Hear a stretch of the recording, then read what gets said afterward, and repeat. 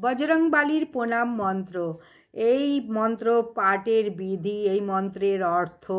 এই বজরংবলীর প্রণাম মন্ত্রটি হলো অতলিত বলধামং হেম শৈলাভ দেহং দনুজব কিষাণং জ্ঞানী নাম গণনামং সকল গুণ নিধানং বানরামাধীশং রঘুপতি প্রিয় ভক্তং বাত জাতাং নমামি।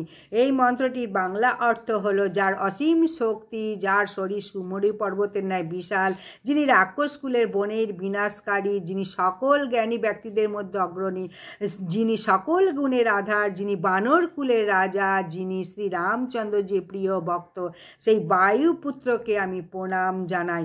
এই মন্ত্রটি প্রতিদিন বজরংবলীকে পুজো করার পূর্বে শ্রীরামচন্দ্রকে স্মরণ করে তারপরে এই মন্ত্রটি পাঠ করবে।